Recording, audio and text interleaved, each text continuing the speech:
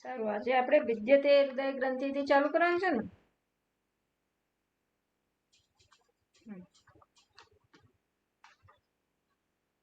આઠમો મંત્ર. હા, આઠમો મંત્ર. નવમો મંત્ર કે આઠમો મંત્ર? ઓમ સહનાવવતુ સહનૌ ભુનક્તુ સહ વીર્યંકરવાવહૈ તેજસ્વિનાવધીતમસ્તુ મા વિદ્વિષાવહૈ. ઓમ શાંતિ શાંતિ શાંતિ. હરિ ઓમ. શ્રી ગુરુભ્યો નમઃ. હરિ ઓમ. તો આપણે અત્યારે સુધી શું જોયું કે સગુણ બ્રહ્મ યસ સર્વજ્ઞ સર્વવિદ યસ્યૈષ મહિમા ભુવિ દિવ્યે બ્રહ્મપુરે ह्येषः व्योम्यात्मा प्रतिष्ठितः मनोमयः प्राणशरीरनेता प्रतिष्ठितो अन्ये हृदयं सन्निधाय तद्विज्ञानेन परिपश्यन्ति धीराः आनंदरूपमृतम यद्विभाति. તો જોયું કે આ સગુણ બ્રહ્મનું વર્ણન કર્યું શ્રુતિ માતાએ, અને આપણે એનું કેવી રીતના ધ્યાન કરવાનું છે, ક્યાં ધ્યાન કરવાનું છે એ જોયું, અને એ ધ્યાનના પરિણામ રૂપે એને કેવી રીતના નિર્ગુણ સ્વરૂપે એનું જ્ઞાન થશે એ વિધિ છે. તો સગુણનું ધ્યાન નિર્ગુણમાં પરિણમશે, અને આ આમ કહેતા તદ્વિજ્ઞાનેન પરિપશ્યન્તિ ધીરાહ આનંદ રૂપમ અમૃતમ યદ વિભાતિ. આ જે આનંદ રૂપે અવિનાશી રૂપે સતત ભાસી રહ્યો છે, વિશેષેણ ભાતિ, વિશેષેણ એટલે હું તરીકે સતત પ્રકાશી રહ્યો છે, એને આ ધીર પુરુષ, એને આ વિવેકી જ્ઞાની પુરુષ પરિપશ્યન્તિ, એ તત્વને પૂર્ણ અંશમાં એને ઓળખી લે છે, એને સમજે છે. તદ્વિજ્ઞાનેન આ તત્વના વિજ્ઞાનથી, એટલે દ્રષ્ટા દ્રશ્ય ના ભેદ વગરનું જ્ઞાન. આ પ્રકારે તત્વથી જ્યારે આ વિવેકી કે જ્ઞાની સમજે છે, ત્યારે શું આ તત્વને, આ બ્રહ્મ હું છે એ તત્વનો આત્મ સાક્ષાત્કાર એ કરી શકે છે. આ પ્રકારે ધ્યાનનું ફળ અહીં કે છે, બ્રહ્મ સાક્ષાત્કારનું ફળ કે છે. આ બ્રહ્મ સાક્ષાત્કાર એટલે કે બ્રહ્મ હું છું એવું જાણવાથી શું થાય છે, તો એનું ફળ આ આઠમા મંત્રમાં કહેવામાં આવે છે, અથવા તો નવમા મંત્રમાં ભિદ્યતે હૃદય ગ્રંથિ છિદ્યન્તે સર્વ સંશયાઃ ક્ષીયન્તે ચાસ્ય કર્માણિ તસ્મિન દૃષ્ટે પરાવરે. સંગતિ વાક્ય પણ પહેલા આપણે જોઈ લેવું પડશે, આનો અર્થ હું જોઉં એ પહેલા. તો સંગતિ વાક્ય ભાષ્યકાર સમજાવે છે, અસ્ય પરમાત્મ જ્ઞાનસ્ય ફલમ ઇદમ અવિધીયતે. હવે શું કહે છે, આ પરમાત્માના જ્ઞાનનું ફળ શું છે, તો એ આ મંત્રમાં કહે છે. શું કહે છે? ભિદ્યતે હૃદય ગ્રંથિ. આ હૃદયની ગ્રંથિ જે છે, અવિદ્યાના કારણે આ હૃદય ગ્રંથિ જોવામાં આવે છે. કઈ હૃદય ગ્રંથિ? તો ચિત્ત જડની હૃદય ગ્રંથિ. દ્રષ્ટા ચૈતન્ય સ્વરૂપ છે, દ્રશ્ય જડ સ્વરૂપ છે, અને તેમ છતાં હું શું કહું છું કે હું ક્રોધિત છું, હું સુખી છું, હું દુઃખી છું. સુખ દુઃખની વૃત્તિ દ્રશ્યની કોટીમાં આવે છે. જે દ્રશ્ય હોય એ જડ હોય, એ ચેતન ના હોય. દ્રષ્ટા જ, જોનારો જ ચેતન હોય, દ્રશ્ય જોવાનો વિષય ચેતન ના હોય. અને છતાં હું જ્યારે આ વૃત્તિઓનું દર્શન કરું છું, તો હું વૃત્તિ જોડે એક થઈ જાઉં છું. હું સુખી થયો, હું દુઃખી થયો, હું ક્રોધી થયો, વગેરે વગેરે. અને આમ હું ચૈતન્ય અને આ જડ દ્રશ્ય અથવા તો જડ વૃત્તિ એને એક જ કોટીમાં મૂકી અને હું એ છું એ પ્રકારેનો અધ્યારોપ કરું છું. તો આ છે ચિત્ત જડ ગ્રંથિ, એને જ અહીં હૃદય ગ્રંથિ તરીકે કહેવામાં આવે છે. એ ચિત્ત જડ ગ્રંથિ કેમ થાય છે? અજ્ઞાનને કારણે. હું મારું સ્વરૂપ નથી જાણતો અને વળી મારી જાતને વિપરીત રીતે જાણું છું. એના કારણે આ ચૈતન્ય અને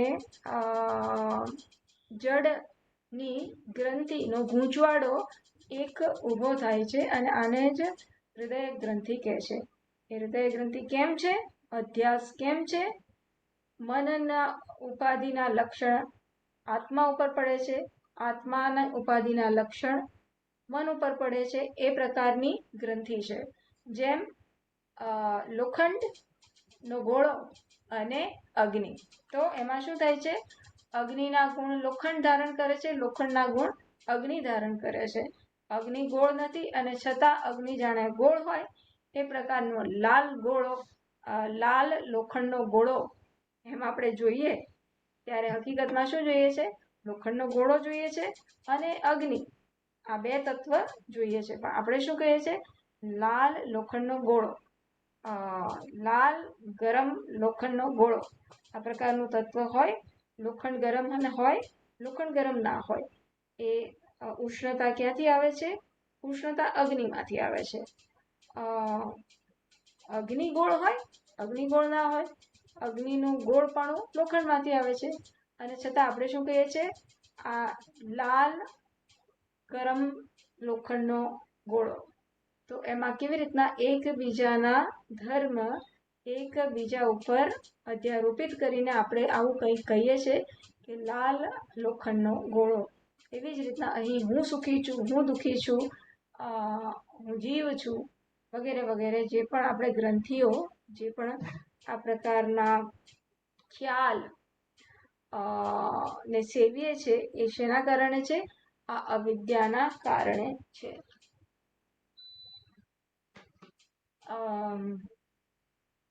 તો વિદ્યન્તે હૃદય ગ્રંથિ, અને એ અવિદ્યાને કારણે છે અને એ અવિદ્યાના કારણે જ પછી એ અવિદ્યા શેમાં પરિણમે છે? ઈચ્છાના રૂપમાં પરિણમે છે, કામનાના રૂપમાં પરિણમે છે અને એ કામના જ આપણને કર્મ કરાવડાવે છે. એ કર્મથી રાગ દ્વેષ જન્મે છે અને કર્મફળ જન્મે છે અને આ પ્રકારે ચક્ર આખું ચાલુ રહે છે.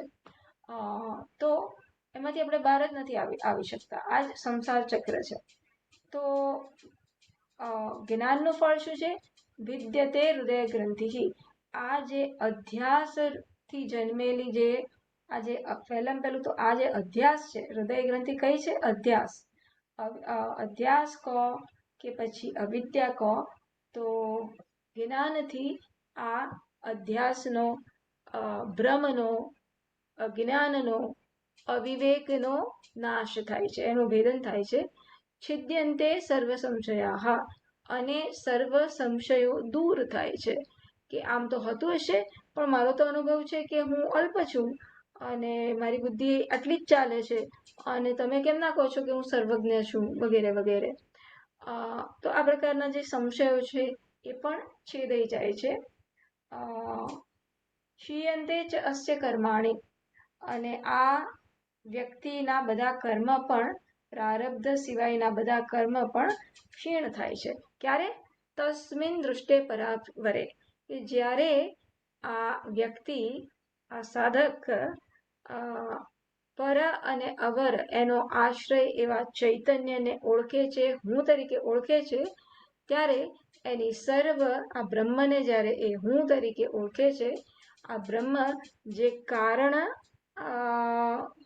હોવાના કારણે પર છે, અને એટલે કારણનો આશ્રય છે માટે એ કારણ બ્રહ્મ છે, અને કાર્યનો પણ આશ્રય છે માટે એ અવર એટલે કે અપર બ્રહ્મ છે. તો પર અને અવર શું છે? કારણ અને કાર્ય, એ બે છે. હવે બ્રહ્મ શું છે? કારણ છે કે કાર્ય? બ્રહ્મ શું છે? કારણ કે કાર્ય? લલિતભાઈ,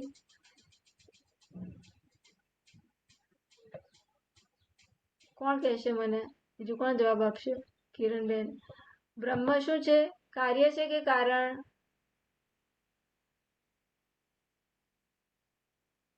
કોણ જવાબ આપશે? બિંદુબેન. પરમ બ્રહ્મ કારણ છે કે કાર્ય છે? હરિઓમ, હું જરા બહાર છું. કાર્યકારણ રહિત. વાંધો નહીં. કિરણબેન શું બોલ્યા? કિરણબેન કાર્યકારણ રહિત. હા, સરસ. એ કાર્ય કાર્ય- પણ નથી અને કાર્યકારણ. કારણ પણ નથી. કારણ પણ રહિત.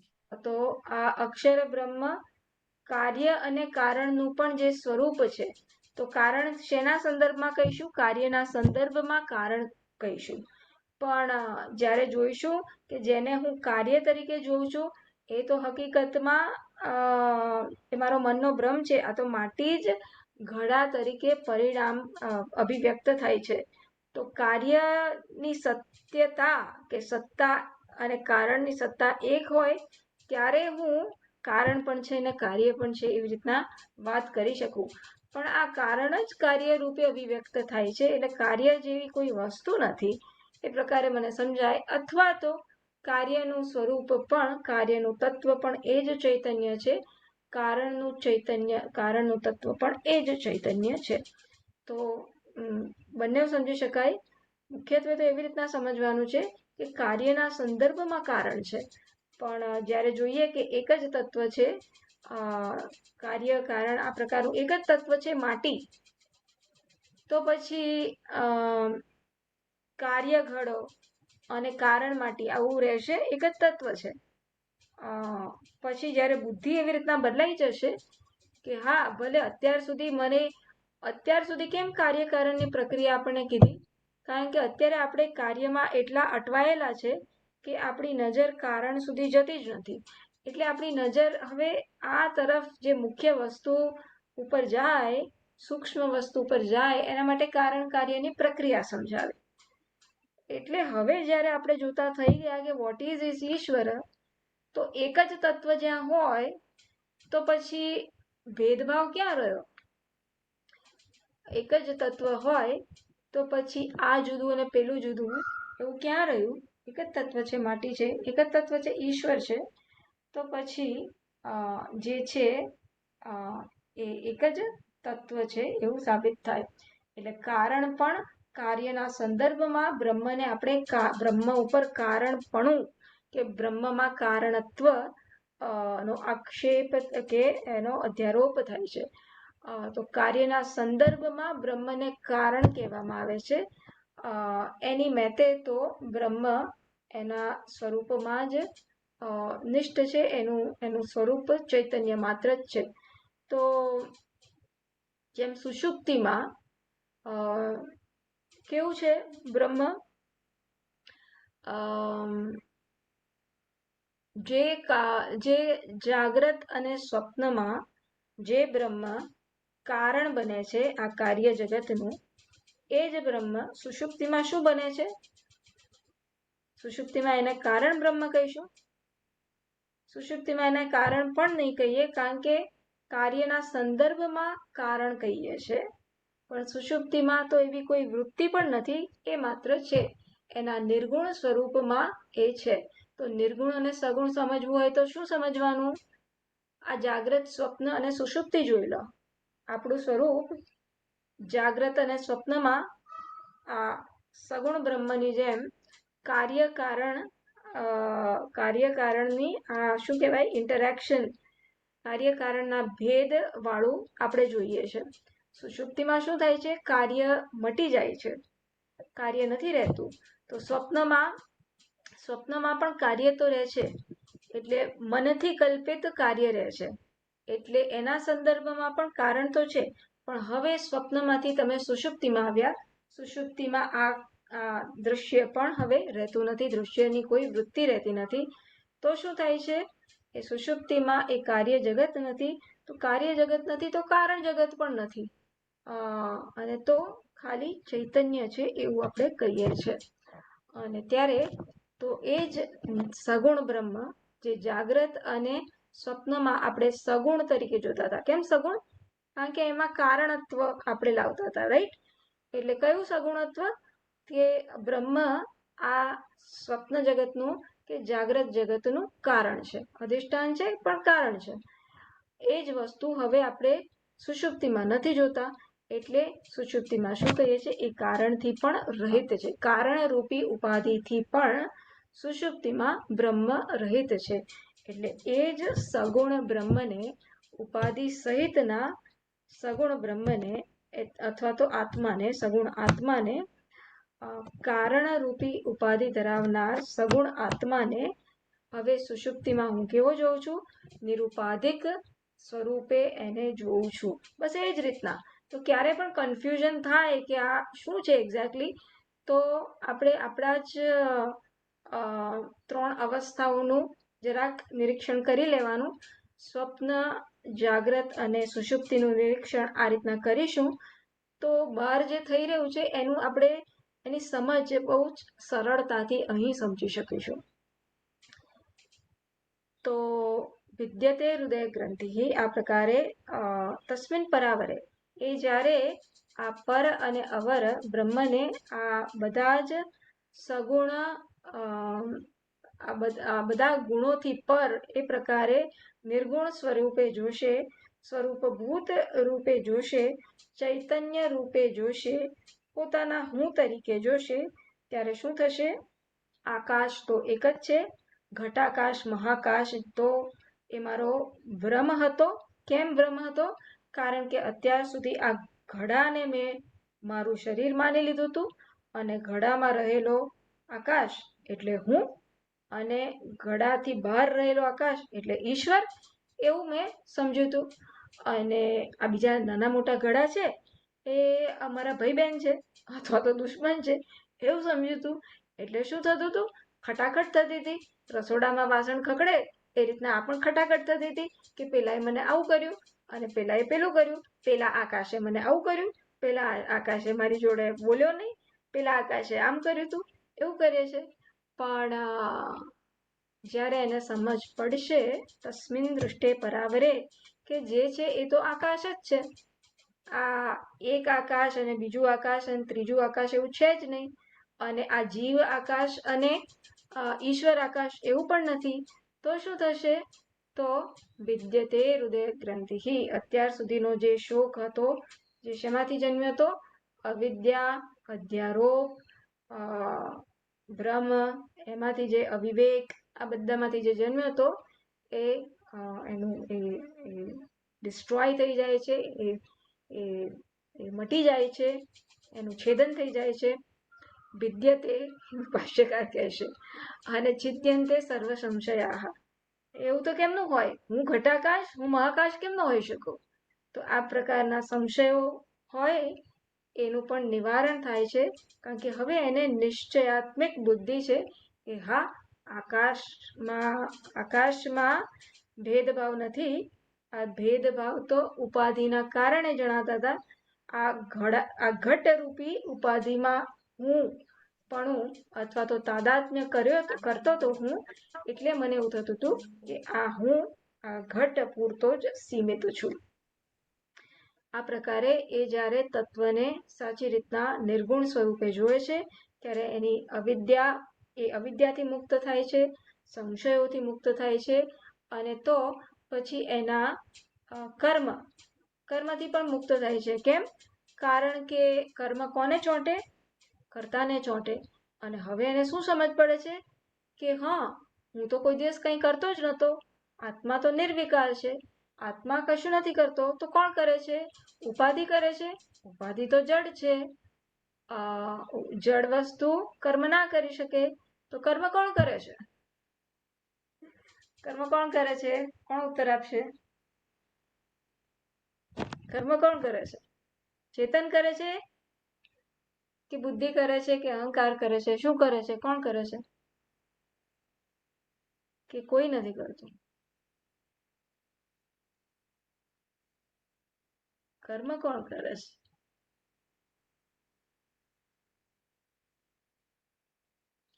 કર્મ થઈ રહ્યું છે, બરાબર? હા, કોણ કરે છે કિરણબેન? અહમ કરતા ઇતિ મન્યતે. અહંકાર. અહંકાર, હા. અને અહંકાર શું છે? અહંકાર જડ છે કે ચેતન છે? ચેતન કેટલા છે? એક જ. ચેતન એ કોણ ચેતન છે? કરે. ચેતન. એક જ ચેતન છે. એ કોણ છે? એક જ હું ચેતન. એ હું જ. આત્મા. હું આત્મા. અહંકાર આત્મા છે? ના, ના, તો અહંકાર કેવું થયું? જડ કે ચેતન થયું? જળ. જડ જડ. કર્મ કોણ કરે છે? જડ વસ્તુ કરે છે કે ચેતન વસ્તુ કરે છે? જળ હા? ચૈતન્યની હાજરીમાં જ્યારે હું કરતા હોય એવું બને છે. ચેતનની હાજરીમાં આ કર્મ ઇન્દ્રિયો પોતપોતાની ચેષ્ટાઓ કરે છે. ચેતનની હાજરીમાં આ જડ વસ્તુ કાર્યાન્વિત થાય છે, પ્રવૃત્તિ કરતી હોય એવું જણાય છે. બરાબર. તો કર્મ કોણ કરે છે? અહંકાર. કર્મ કોઈ કરતું નથી. કર્મનો આભાસ જાણે થાય છે કે નહીં? કારણ કે જડ વસ્તુ કર્મ કરી ના શકે. ચેતન વસ્તુ પણ કર્મ ના કરી શકે. ચેતન વસ્તુ કર્મ કરે તો શું થાય? ચેતન વિકારી બની જશે, તો એ નિત્ય નહીં રહે. પણ આપણો ચેતન કેવો છે? નિત્ય છે. એમાં કોઈ પરિવર્તન આવતો નથી, વિકાર નથી થતો. હું કર્મ કરું કામિની બેન, તો મારામાં વિકાર આવે કે નહીં? પરિવર્તન થાય કે નહીં? હું ક્યારે કર્મ કરી શકું? હું રોટલી બનાવું તો મારામાં પરિવર્તન આવે કે નહીં? રોટલી બનાવવાનું કામ કરતી હોઉં તો કશુંક પરિવર્તન થશે કે નહીં? પરિવર્તન થયા વગર હું રોટલી બનાવી શકીશ? રોટલી બનાવતા પહેલા હું ખુરશીમાં બેસી છું. ખુરશીમાં બેઠી બેઠી રોટલી બનાવી શકું? નહીં. એટલે ખુરશીમાંથી ઊભા થઈ અને ઊભા થવું પડે અને રોટલી વણવી પડે, ત્યારે રોટલી બનાવવાની શરૂ કરી શકાય. તો કશું પણ કર્મ કરવા માટે પરિવર્તન આવશે કે નહીં મારામાં? આવશે. એટલે કર્મ આવશે. જે કરે એમાં પરિવર્તન હોવું જ જોઈએ. બરાબર. એટલે એમાં વિકાર થાય જ કર્મ કરનારમાં. અને વિકાર થાય તો શું થાય? રોટલી બનાવતા પહેલા હું બેઠેલો હતો અને રોટલી બનાવવા ઊભો થયો તો મારામાં કંઈક પરિવર્તન થયું. એટલે એ પહેલાનો હું અને પછીનો હું પરિવર્તન થયું, કંઈક ચેન્જ થયું. આવી રીતના જ ચેન્જ થતા થતા, પરિવર્તન થતા થતા એક કાળ એવો આવશે કે જ્યારે મારામાં શું કહેવાય કે હવે મારે એક્ઝામ્પલ બદલી નાખવું પડશે મારે જે કહેવું છે એના માટે, કે એ આપણા ઉપર શું કહેવાય કે એ વિકાર જ્યાં હોય, વિકાર વિનાશને નોતરશે. જ્યાં વિકાર હોય અથવા તો જેમાં વિકાર થાય એનો વિનાશ થઈ શકે. બરાબર. એ પ્રિન્સિપલ બરાબર છે? સમજાયો? જ્યાં વિકાર થાય ત્યાં દૂધમાં વિકાર થાય છે, તો દૂધમાં વિકાર થાય છે માટે બગડી શકે. બરાબર. એટલે જ્યાં વિકાર થાય એ વસ્તુનો વિનાશ પોસિબલ છે, થઈ શકે. એટલે હવે ચૈતન્યમાં વિકાર થાય તો શું થાય? ચૈતન્ય પણ બગડી જાય, વિનાશ થઈ જાય એનો. તો આપણું ચૈતન્ય એવું છે કે વિનાશ થઈ જાય એવું? તો એ ચૈતન્ય રહ્યું નહીં. એ તો એ પણ શું કહેવાય કે આપણું ચૈતન્ય તો નિત્ય છે. આપણે શેને ચૈતન્ય કહીએ છીએ? જે નિત્ય હંમેશા હોય એ પ્રકારને આપણે ચૈતન્ય કહીએ છીએ. તો એ કેવું છે? નિત્ય છે. તો નિત્ય હોવા માટે ચૈતન્ય કેવું હોવું જોઈએ? નિર્વિકાર હોવું જોઈએ, વિકારથી રહિત હોવું જોઈએ. આ ક્યાંથી મેં ઉપાડ્યું એ મને હવે મને જરાક બેક ટ્રેન કરાવજો. પણ ક્ષીયન્તે ચાસ્ય કર્માણી ચસ્ય કર્મ, હા, એના બધા કર્મ ક્ષીણ થઈ જાય છે. ક્યાંથી ઉપાડ્યું હતું? ચલો હવે તમારા ઉપર ક્યાંથી ઉપાડ્યું હતું મેં? મારી થોટ પ્રોસેસ પકડો. ચૈતન્યમાં વિકાર કર્મ કોણ કરે છે? બરાબર. કર્મ કોણ કરે છે એ પ્રશ્ન ઉઠાયો તો મેં. કર્મ કોણ કરે છે? ચૈતન્ય કરે છે કે જડ કરે છે? તો ચૈતન્યની હાજરીમાં કર્મ થઈ રહ્યું છે. એ થોટ પ્રોસેસને હું સમજાવતી હતી. અને આ વસ્તુ આપણે પાક્કું સમજી લઈએ એટલા માટે થોડોક વિષયાંતર, પણ વિષયના અંતરમાં જ વિષયાંતર કરી રહી છું કે ચૈતન્ય કર્મ ના કરી શકે. બરાબર. એટલે ચૈતન્યની હાજરીમાં કર્મ થાય છે. કેવી રીતના? પેલું મેગ્નેટ જોયું છે?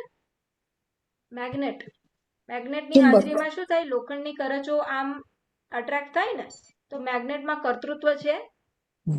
મેગ્નેટમાં કોઈ કર્તૃ એ કરે છે કે લાય હું આને અટ્રેક્ટ કરું, એવું હોય છે એના મનમાં? એ તો છે, રાઈટ? એટલે એવી જ રીતના ચૈતન્ય તો છે અને એની હાજરીમાં આ જડ વસ્તુ માં પ્રવૃત્તિ જન્મે છે. જડ વસ્તુ પ્રવૃત્તિ કરવાની ક્ષમતા આત્મામાંથી પ્રાપ્ત કરે છે. એટલે વાસ્તવમાં જડ વસ્તુ પણ કર્મ નથી કરતી અને આત્મા પણ કર્મ કરતી નથી, પણ આ આત્માની હાજરીમાં જાણે કે જડ વસ્તુ કર્મ કરતી હોય, જાણે કે આત્માની હાજરીમાં અહંકાર કર્મ કરતો હોય એવું લાગે છે. અહંકાર શું વસ્તુ છે? અહંકાર, અહંકૃતિ, હું ની વૃત્તિ, એ અહંકાર. હું કરું છું, હું ની વૃત્તિ, મને થયું, આ પ્રકારની વૃત્તિ એ અહંકાર. એ અહંકાર નું પણ મૂળ શું છે? જે ઉપદેશ સારમાં કહેવામાં આવ્યું કે અહંકારને પણ તપાસીશું કે અહંકારનું પણ તત્વ શું છે. તો એ ક્યાં જઈને પરિણમશે? એ મારા સ્વરૂપભૂત ચૈતન્યમાં જઈને પરિણમશે. કે અહંકારનું પણ મૂળ એ આ ચૈતન્ય જ છે. અહંકાર શેને આશ્રય કરીને બેઠો છે? શેનું શું અહંકારનું પણ કારણ શું છે? તો એ આ ચૈતન્ય છે. જેમ મેગ્નેટના કારણે પ્રવૃત્તિ થાય છે, એ જ પ્રકારે આ આત્માને કારણે અહંકાર હું કરું છું એમ બધે તાદાત્મ્ય કરે છે. તો ક્ષીયંતે ચાસ્ય કર્માણી, આ સમજાવવું તો કે હવે આ જ્ઞાનીને શું થાય છે કે જ્યારે સમજે છે કે આ તો હું તો કોણ? અત્યાર સુધી હું મારી જાતને અહંકાર, હું એટલે અહંકાર એવું નથી બોલતો, પણ મેં કર્યું, હું ભણાવું છું, હું સાંભળું છું. અત્યારે આપણે શું વિચારીએ છીએ? હું બોલું છું, હું સમજાવવાનો ટ્રાય કરું છું, અને તમે શું કહો છો? હું સાંભળું છું, હું સમજવાનો ટ્રાય કરું છું. એ કોણ બોલે છે? અહંકાર બોલે છે કે ચૈતન્ય બોલે છે? ચૈતન્યની હાજરીમાં અહંકાર બોલે છે. હા, એટલે એવું ખરું. અને પણ હું જ્યારે હું એવું આમ ના, મેં કીધું એ સાચું જ કર્યું, તમે ખોટા છો, હું સાચી છું, આ પ્રકારે હું શું કહેવાય કે ઝઘડું, ત્યારે એ કોણ કરે છે? તાદાત્મ્ય થઈ જાય. તાદાત્મ્ય થઈ જાય છે. એટલે બરાબર છે, ચૈતન્યની હાજરીમાં બધું થાય છે, પણ એ વખતે મને ખ્યાલ રહે છે કે આ ચૈતન્યની હાજરીમાં થાય છે. ચૈતન્યની હાજરીમાં થતું હોય એવો ખ્યાલ રહે તો હું ઝઘડવા બેસું? ના ઝઘડવા બેસું. તો મારામાં એ વિવેક રહે, રાઈટ? પણ હું એ તાદાત્મ્ય ઓટોમેટિક થઈ જાય છે, અધ્યાસ થઈ જાય છે. અને તો અત્યાર સુધી મેં શું માન્યું કે હું કરતો હતો. જો મેં કર્યું, સ્વામીજી જો મેં કર્યું. કેવું કર્યું? જઈને સીધું બતાવવા જઉં છું કે નહીં કે જો સ્વામીજીને ખુશ કરું, ઈશ્વરને ખુશ કરું. કેવું છે પેલી રીતિકા પેલું આપણને દેખાડે એવી રીતના આપણે પણ આપણા સ્વામીજીને દેખાડવા જઈએ છીએ કે નહીં? તો અત્યાર સુધી હું શું કરું છું કે આ કર્મ મેં કર્યું એવી રીતના ફુગ્ગો લઈને ફરું છું. પછી આ ભગવાને છે ને ફુગ્ગામાં એક મોટી ટાંકણી મારી. શું કે તું કોણ છે? તું અહંકાર નથી. તું કોણ છે? તું ચૈતન્ય છે. ચૈતન્યની હાજરીમાં બધું થાય છે. એ રીતના એને સમજણ પડે છે. હવે જ્ઞાનીને સમજણ પડે છે કે હું કોઈ દિવસ કરતા હતો જ નહીં. અત્યાર સુધી હું મારી જાતના કરતા માનતો હતો, એ તો મારી મૂર્ખતા હતી. એટલે આ જ્ઞાન થાય ત્યારે કેવી અનુભૂતિ થશે? ધન્યતાની અનુભૂતિ તો થશે, પણ બીજી કેવી અનુભૂતિ થશે કે હાય આ 10મો છોકરો પોતાની જાતને જ ગણવાનું ભૂલી ગયો અને એને ખબર પડે કે હું 10મો છું, તો કેવી અનુભૂતિ થશે? બસ એવી જ અનુભૂતિ થશે.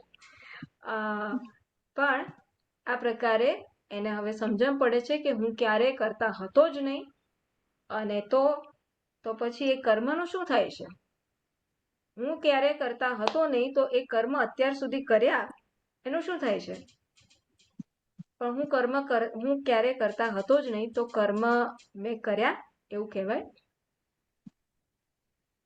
હું કરતા ક્યારેય હતો નહીં તો અત્યાર સુધી મેં કર્મ કર્યા એનું શું?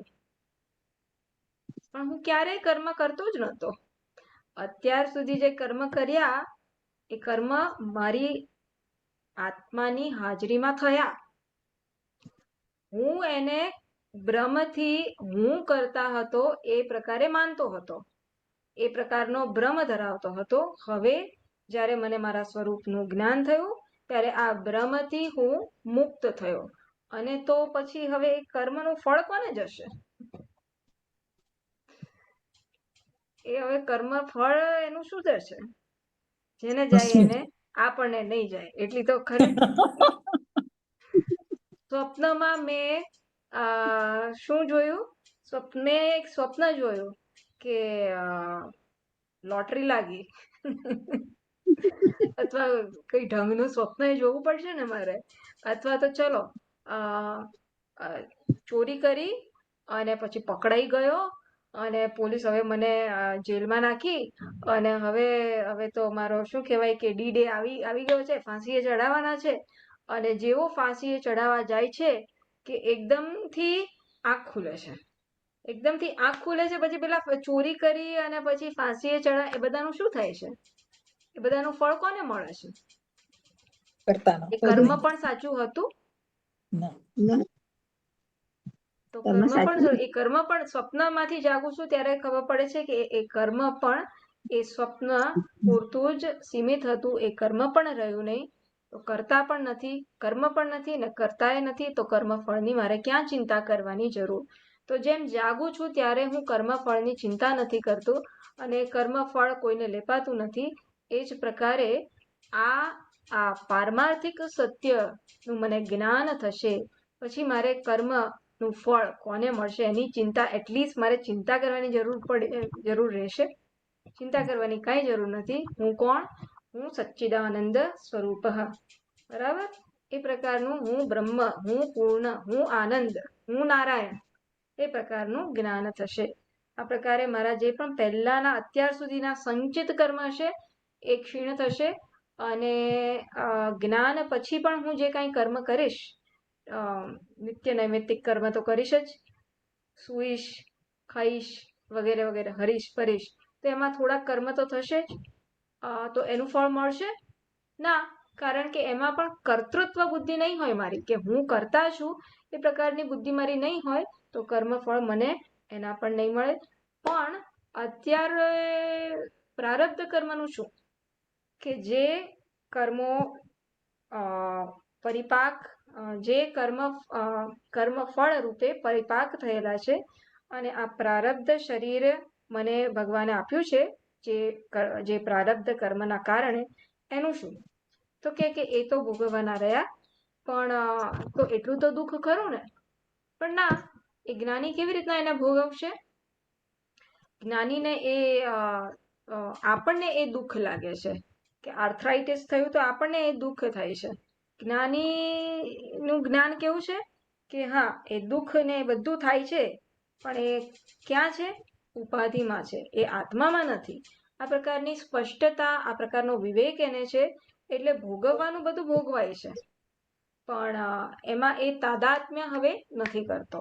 તો અકર્તા અને અભોગતા બુદ્ધિ એની સ્વસ્થ રહે છે અને તો એ દુઃખી નથી થતો.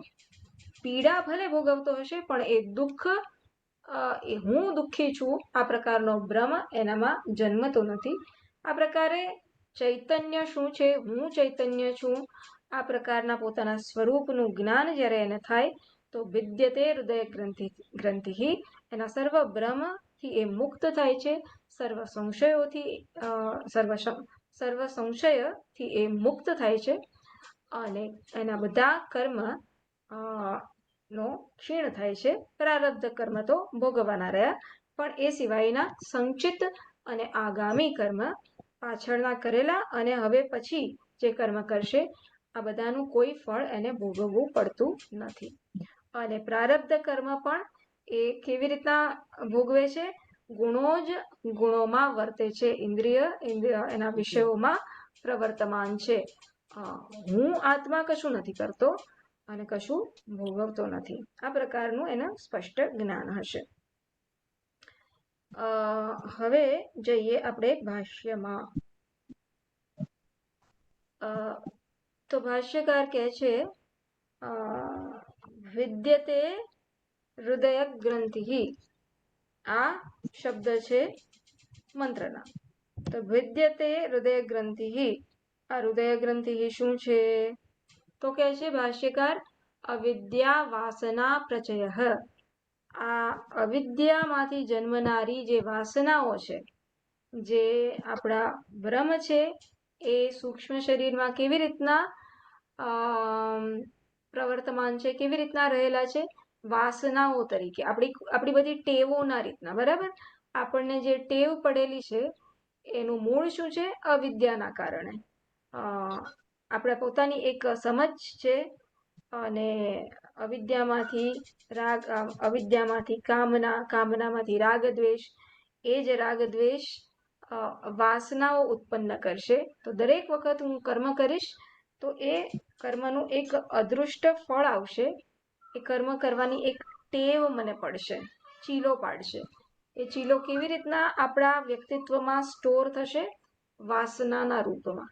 એટલે નથી મારાથી આમ ગુસ્સેથી બોલાઈ જાય છે, તે ગુસ્સેથી બોલાઈ જવું એ શું છે? એ વાસના છે. કે અમુક વસ્તુ થાય, અમુક વ્યક્તિ કશુંક બોલે અને મારાથી અમુક રીતના રિએક્ટ થઈ જવાય, એ વાસના છે. તો એ વાસનાનું મૂળ શું છે? અવિદ્યા. તો આ રીતે વિદ્યતે હૃદય ગ્રંથિ. હૃદય ગ્રંથિ એટલે શું? અવિદ્યા વાસના પ્રચય. અવિદ્યાજનિત જે વાસનાઓ છે એનો સમૂહ એટલે હૃદય ગ્રંથિ. સરળ ભાષામાં તો જડ અને ચેતનનું શું કહેવાય કે બેડલોક.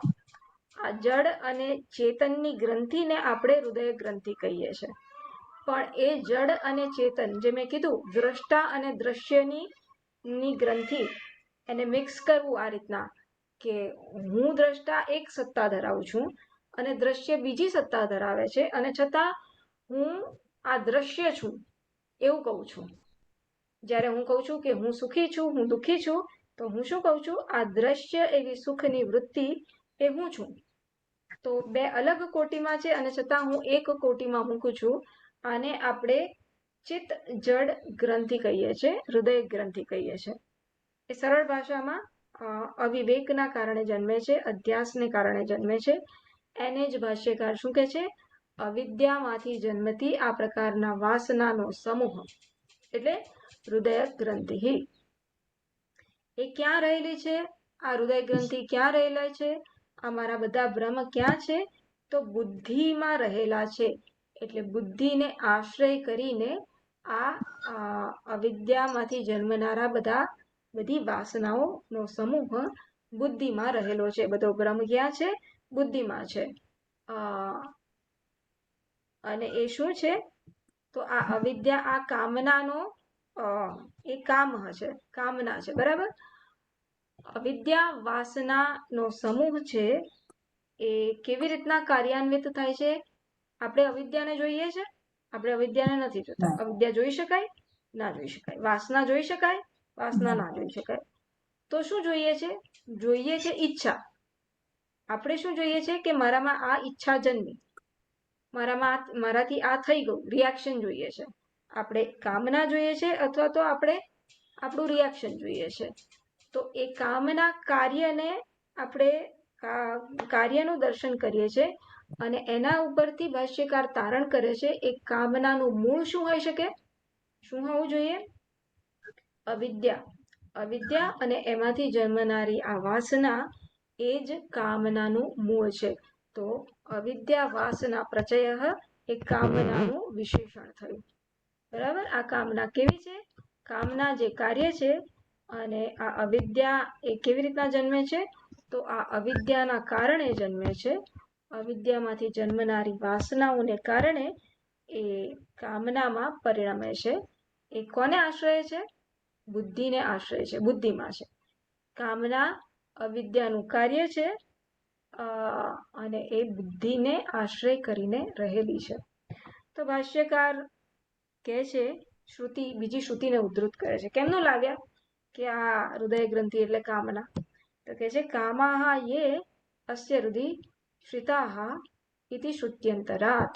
તો આ પ્રકારે બીજી શ્રુતિમાં આ પ્રકારનું વાક્ય આવે છે કે આ જે કામનાઓ છે એ એના હૃદયમાં રહેલી છે. હૃદય એનું અધિષ્ઠાન છે, અંતઃકરણ એનું અધિષ્ઠાન છે.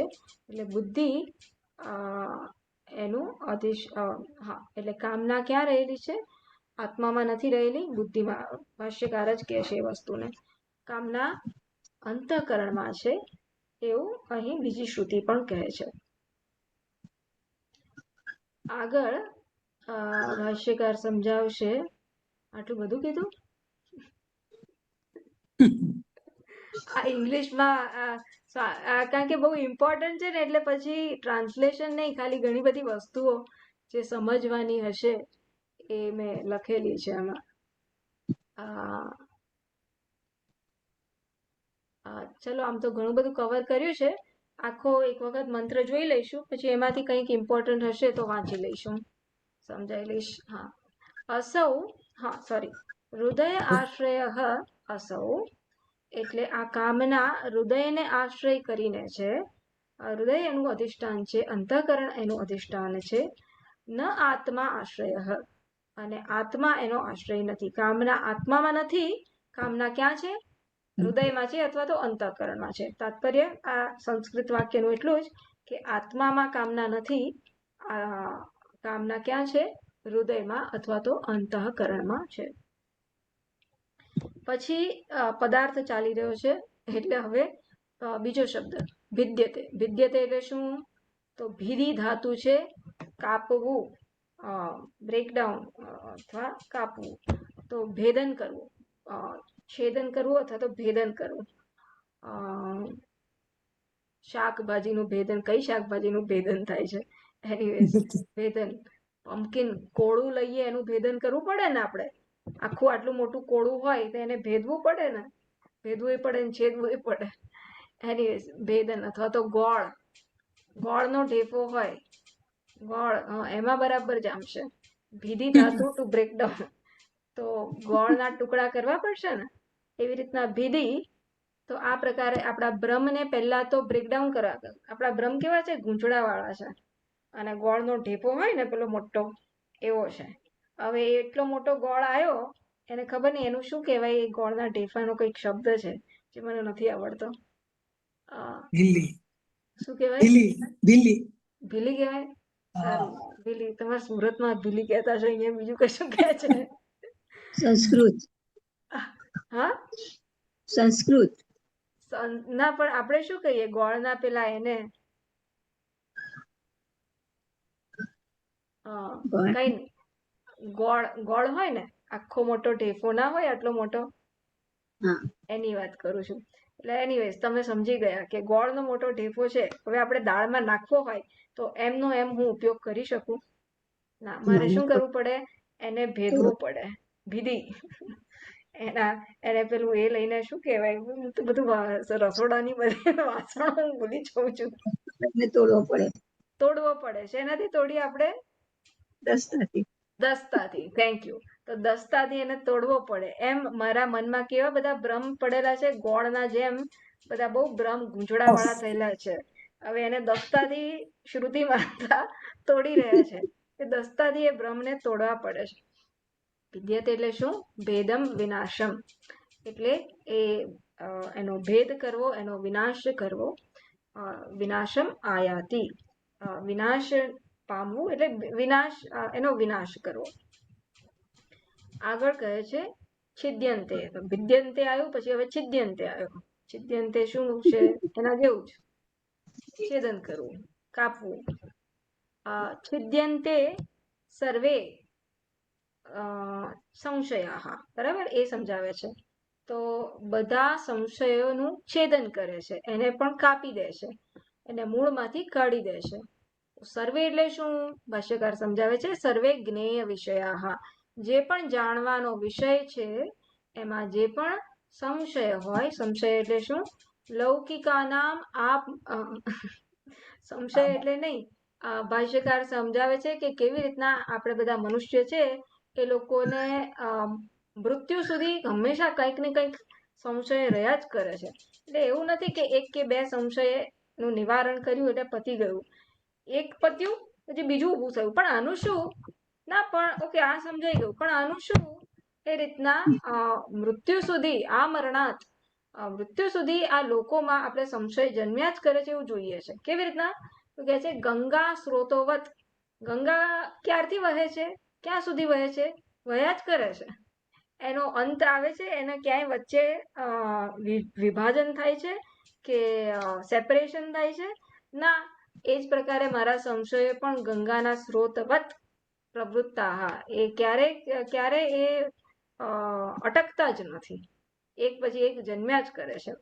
તો આ પ્રકારના જે સંશયનો પ્રવાહ છે એ પણ છેદાઈ જાય છે. ક્યારે? તસ્મિન દૃષ્ટે પરાવરે, જ્યારે જ્ઞાન થાય છે કે હું ચૈતન્ય છું, તો આ પ્રકારના બધા જ સંશયો છેદાઈ જાય છે. એટલે શું છેદાવું? એટલે શું? વિચ્છેદમ આયાંતિ, વિચ્છેદમ આયાતિ, સારી રીતના છેદન પ્રાપ્ત કરે છે. એટલે ટૂંકમાં એ હવે રહેતા નથી.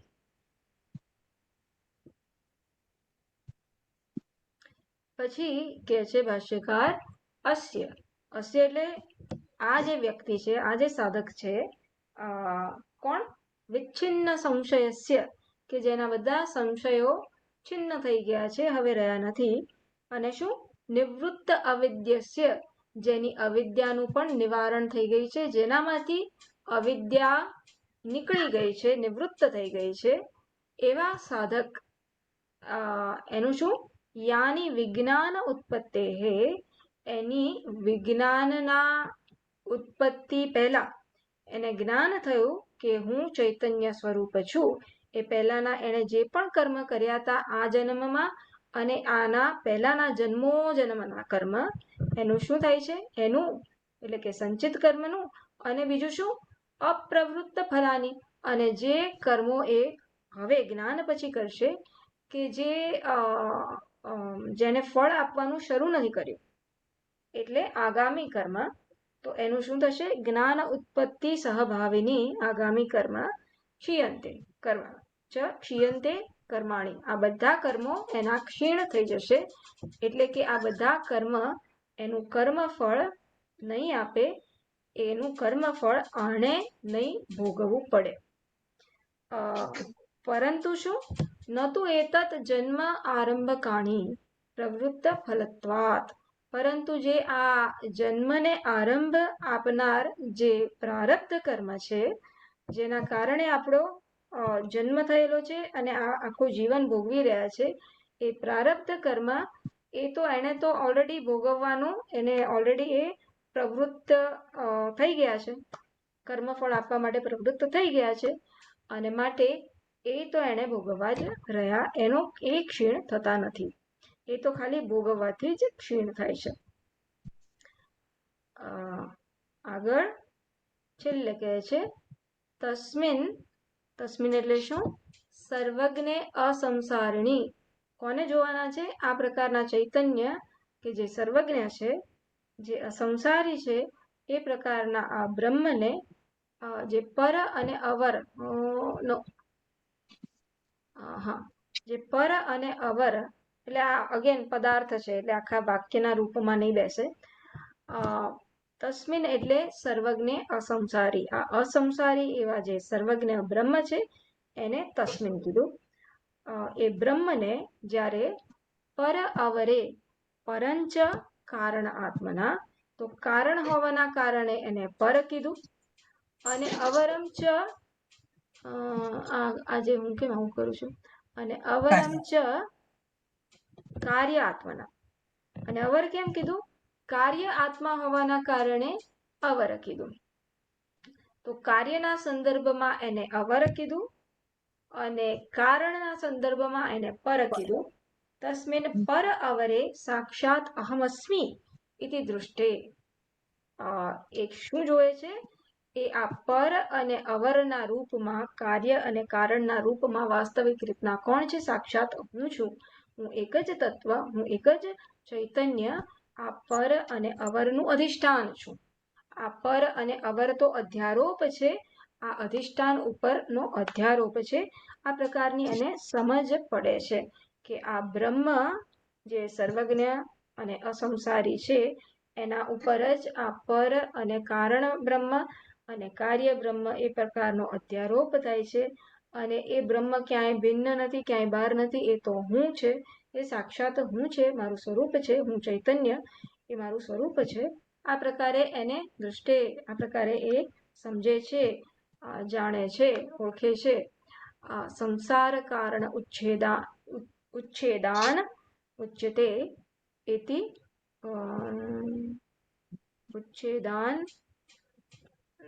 ઉચ્છેદાન મુચ્યતે ઇત્યર્થ. આ પ્રકારે એ એક મિનિટ છેલ્લું જોવા દો.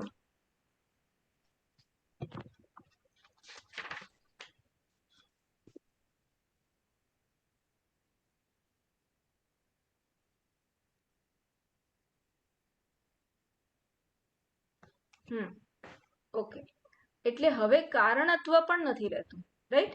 જ્યારે એ સમજે છે કે હું તો પર અને અવર, કાર્ય અને કારણનું બંનેનું અધિષ્ઠાન છું, તો હવે એ કારણત્વ પણ બ્રહ્મમાં રહેતું નથી. અત્યાર સુધી કારણત્વને પકડી રાખતો હતો, એટલે સગુણ બ્રહ્મને પકડી રાખતો હતો. પણ હવે જ્યારે એ અધિષ્ઠાનને સમજે છે, હું ને એ અક્ષર બ્રહ્મને અધિષ્ઠાન રૂપે જુએ છે, ત્યારે શું થાય છે? એ સંસાર નું કારણ, અક્ષર બ્રહ્મ આ સંસારનું કારણ છે, એ બુદ્ધિમાંથી પણ એ મુક્ત થાય છે અને સમજે છે કે ચૈતન્ય તો વાસ્તવમાં કારણ અને કાર્ય બંનેના વેશથી રહિત છે. કારણ અને કાર્ય તો રિલેટિવ ટર્મ્સ છે, રેફરન્શિયલ છે. કાર્યના સંદર્ભમાં કારણ છે અને કારણ પણ કાર્યના સંદર્ભમાં છે, વગેરે. તો આ કારણ નો વેશ, બ્રહ્મ કારણનો વેશ ધરાવે છે. એ બુદ્ધિમાંથી, એ બ્રહ્મમાંથી પણ એ મુક્ત થઈ જાય છે. એ બ્રહ્મ પણ એમાંથી જતો રહે છે અને આ બ્રહ્મ જવાના કારણે એ શું અનુભવે છે? મુક્તિ અનુભવે છે, એ મોક્ષ અનુભવે છે, પોતાના સ્વરૂપને અનુભવે છે. તો પૂર્ણ તત્વ જે છે એમાં કારણત્વનો વેશ પણ ના રહેવો જોઈએ. ચૈતન્ય કારણ રૂપે પણ જો વેશ તરીકે રહે તો એ કાર્યનો સમાવેશ નહીં કરે, અનન્યતાનો ભાવ નહીં આવે. હું જો કારણ રહીશ તો કાર્ય મારાથી જુદું રહેશે, હું જો દ્રષ્ટા રહીશ તો દ્રશ્ય મારાથી જુદું રહેશે. હું જો આ બોટલનો જુનાર રહીશ તો હું દ્રષ્ટા આ બોટલથી જુદું રહીશ. તો દ્રષ્ટા અને દ્રશ્યના એકત્વ માટે મારે શું છોડવું પડશે? હું દ્રષ્ટા છું એ બુદ્ધિ પણ છોડવી પડશે. અને ક્યારે છૂટશે? કે જ્યારે આનું તત્વ પણ શું છે? અસ્થિ ભાતિ પ્રિય આ રૂપમાં ભાસી રહ્યું છે અને હું પણ અસ્થિ ભાતિ પ્રિય છું. એટલે આ એક અસ્થિ ભાતિ પ્રિય અને આ બીજું અસ્થિ ભાતિ પ્રિય એવું નથી. કારણ કે અસ્થિ ભાતિ પ્રિયમાં કોઈ વિશેષતા નથી કે ચલો આ લાલ કલરનું અસ્થિ ભાતિ પ્રિય, આ લીલું કલરનું અસ્થિ ભાતિ પ્રિય, એવું નથી. કોઈ ગુણનો પણ વિશેષતા એમાં નથી, કોઈ વેશનો વિશેષતા નથી. અસ્થિ ભાતિ પ્રિય એક જ તત્વ છે અને એમાં આ પ્રકારના અધ્યારોપના કારણે આ દ્રષ્ટા દ્રશ્ય એ પ્રકારના ભેદ અત્યાર સુધી અજ્ઞાનને કારણે, બ્રહ્મના કારણે, અધ્યાસને કારણે મેં કર્યા. પણ જ્યારે આ પ્રકારે સાચી સમજ મને ખબર પડે છે ત્યારે હું આ કારણત્વના બ્રહ્મમાંથી પણ, બધા જ વેશમાંથી હું મુક્ત બનું છું. ચૈતન્યને એ નિર્વિશેષ સ્વરૂપે જોઉં છું, નિર્ગુણ સ્વરૂપે જોઉં છું. અને તો હું આ મોક્ષ જે મારું સ્વરૂપ છે એને જ હું પામું છું. આ પ્રકારે વિદ્યતે હૃદય ગ્રંથિ એ આપણે આજે જોયું. હવે હોપફુલી કાલે 9, 10 અને 11 ચલો જોઈએ કાલે કમ્પ્લીટ થાય છે કે શુક્રવારે, પણ આટલું આપણે જોયું આજે.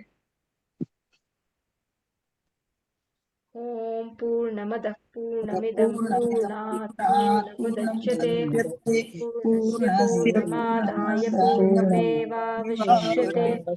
ओम शांति शांति शांति हरि ओम श्री गुरुभ्यो नमः हरि